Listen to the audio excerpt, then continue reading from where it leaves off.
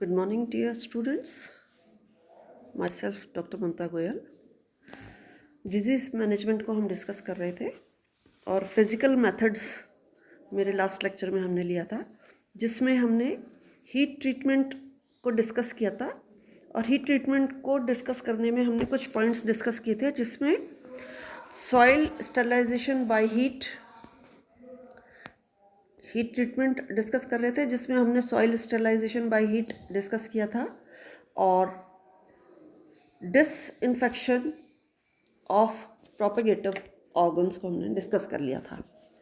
Today will deal with freeing plants from viruses.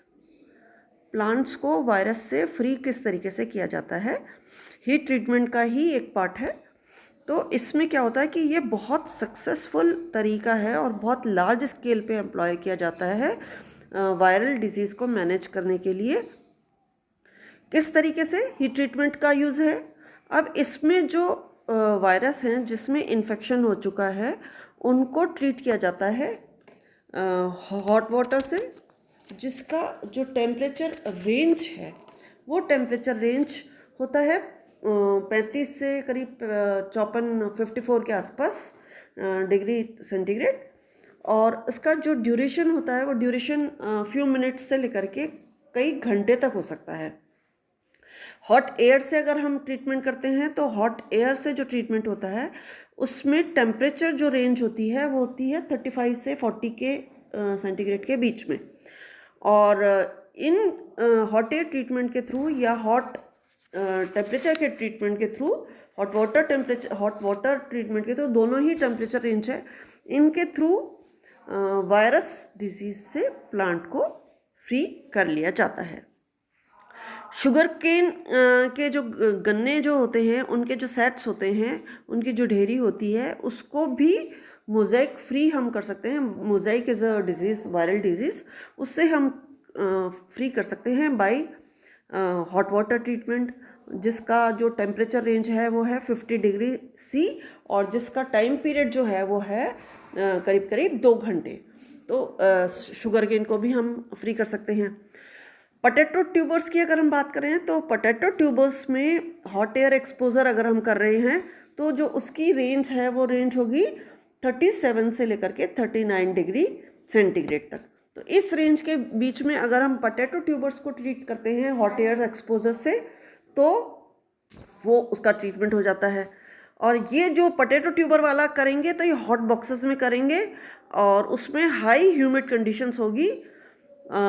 इसमें हम meristem culture भी कर सकते हैं अगर हम प्रोडक्शन चाह रहे हैं किसका, पोटैटो, वायरस फ्री पोटैटो अगर हम प्रोडक्शन चाह रहे हैं तो मेरिस्टम कल्चर के थ्रू भी वो किया जा सकता है.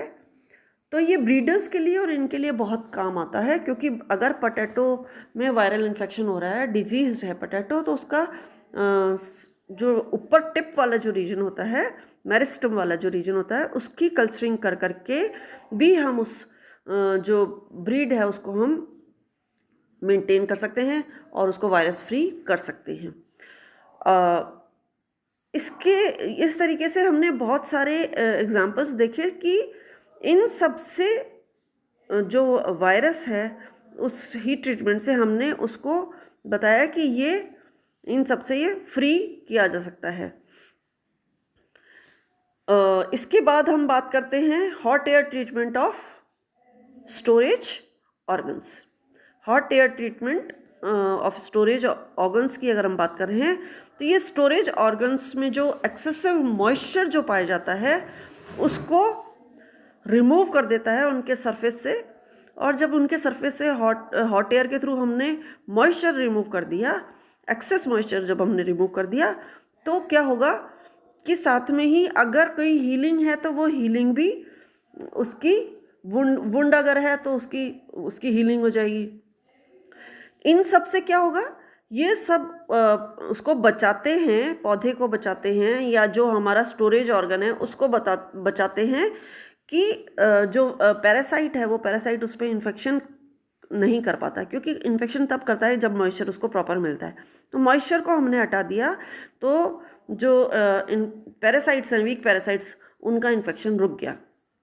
अगर हम इसमें बात करें तो स्वीट पोटैटो की अगर हम बात करें तो वो उस बहुत जल्दी हील्ड हो जाता है वुंड से, और उनमें जो एक इन्फेक्शन होता है, बहुत ही कॉमन इन्फेक्शन है राइजोपस का, या फिर है ना सॉफ्ट रॉटिंग जो बैक्टीरिया है वो बहुत इजीली आ जाता है, तो वो उसमें नहीं आ पाते क्योंकि हमने उसका मॉइस्चर रिमूव कर दिया, एक्सेस मॉइस्चर रिमूव कर दिया with hot air at 28 to 32 degree C. लेकिन इसमें टाइम पीरियड भी फिक्स होता है, ऐसे वो टाइम पीरियड आपको देना पड़ता है और इसमें करीब करीब आपको 2 हफ्ते तक का ये टाइम पीरियड देना पड़ेगा, तो ये वो मॉइस्चर फ्री हो जाएगा और राइजोपस या सॉफ्ट रॉटिंग जो बैक्टीरिया है वो उसमें इन्फेक्शन कॉज नहीं करेंगे। तो सॉफ्ट एयर ट्रीटमेंट जो है ये बहुत काम का है। ऐसे ही टबैको की अगर हम बात करें, उसकी लीव्स की जब अगर हमको ड्राई करना है, वो हमने तोड़ी टबैको की लीव्स, लेकिन तोड़ के इकट्ठी करी और वो मॉइस्चर अगर है तो उसमें फंगस लग जाती है। तो हम क्या करेंगे कि जब हमने उसको हार्वेस्टिंग की टबैको लीव्स की, तो उसमें ज़्यादातर जो मॉइस्चर है उसको हम रिमूव कर देंगे और उससे हम जो इन्फेक्शन होगा, फंगल इन्फेक्शन है या बैक्टीरियल सैप्रोफाइट्स हैं, उनके इन्फेक्शन से हम उसको प्रोटेक्ट कर सकते हैं और उससे उसका प्रोडक्शन भी बढ़ गया, क्योंकि आधी अगर इन्फेक्शन हो गया तो वैसे भी ख़राब हो सकती थी। तो हमने एक्सेस मॉइस्चर रिमूव कर दिया। इसके बाद जो पॉइंट है वो पॉइंट है रेफ्रिजरेशन। रेफ्रिजरेशन के थ्रू कैसे किया जा सकता है। रेफ्रिजरेशन बहुत स्ट्रांगली रिकमेंडेड मेथड है पोस्ट हार्वेस्ट डिजीज़ को कंट्रोल करने का, और पोस्ट हार्वेस्ट डिजीज़ जो कि फ्लैशी प्लांट प्रोडक्ट्स में होती हैं। फ्लैशी जो हैं, फ्लैशी का होने का मतलब ही यही है कि उसके अंदर बहुत सारा मॉइस्चर प्रेजेंट है। तो फ्लैशी प्लांट प्रोडक्ट्स के अंदर अगर है तो उनको रिमूव किया जा सकता है। उसके लिए बहुत ज़्यादा रिकमेंडेशन की जाती है रेफ्रिजरेशन की। और इसका प्रिंसिपल क्या है कि रेफ्रिजरेशन अगर हम कर रहे हैं तो लो टेम्परेचर ट्रीटमेंट हो जाता है, और जैसे ही लो टेम्परेचर ट्रीटमेंट होता है, जो कि टेम्परेचर मतलब फ्रीजिंग पॉइंट से थोड़ा सा अबव होता है, थोड़ा सा लो टेम्परेचर ले रहे हैं लेकिन फ्रीजिंग से थोड़ा सा अबव है, ये इनहिबिट कर देता है या उनको रिटार्ड कर देता है किसको, पैथोजन की ग्रोथ को, उसकी एक्टिविटीज़ को। और इसका नेचुरली इसका इफेक्ट क्या होगा कि उस पैथोजन का स्प्रेड जो है, जो इन्फेक्शन है, जो इनिशिएशन ऑफ न्यू वंस, वो सीधे के सीधे रुक जाएगा क्योंकि एक्टिविटीज़ की स्टॉप हो गई। आप लोगों को वैसे भी पता होगा कि फ्रिज में हम चीज़ें रखते हैं, रेफ्रिजरेशन हम करते हैं क्योंकि वो ज़्यादा टाइम तक उसके अंदर रह पाती है, क्योंकि उसके अंदर रेस्पिरेशन रेट जो है वो रिड्यूस हो जाती है। रेस्पिरेशन रेट रिड्यूस हो जाती है तो फ्रिज के अंदर सब चीज़ें सर्वाइव करती रहती हैं। यहाँ हम क्या कर रहे हैं, फ्रिज में रख रहे हैं लो टेम्परेचर ट्रीटमेंट देने के लिए, ताकि पैथोजन की एक्टिविटी रिड्यूस हो जाए लो टेम्परेचर से। और एक्टिविटी रिड्यूस होने का मतलब कि अटैक कंपैरेटिवली रिड्यूस हो गया। मैग्नीट्यूड ऑफ डिजीज़ मैनेजमेंट जो हम कह सकते हैं, वो रेफ्रिजरेशन जो है उसके थ्रू हमने उसको कंट्रोल कर लिया, उसका फैलना हमने रोक दिया। इसके बाद बात करते हैं हम रेडिएशंस की। रेडिएशन बहुत इंपॉर्टेंट है। हमें पता है यूवी रेज होती हैं, यूवी लाइट्स होती हैं, एक्स रेज होती हैं, गामा रेज होती हैं, अल्फा पार्टिकल होते हैं, बीटा पार्टिकल होते हैं। ये सब जो हैं ये पोस्ट हार्वेस्ट डिजीज़ को फ्रूट्स और वेजिटेबल्स के कंट्रोल करने के काम आते हैं। ये रेडिएशंस जो होती है, ये रेडिएशंस जो है पैथोजन जो होता है फ्रूट्स में और वेजिटेबल्स में, उसको किल कर देती हैं।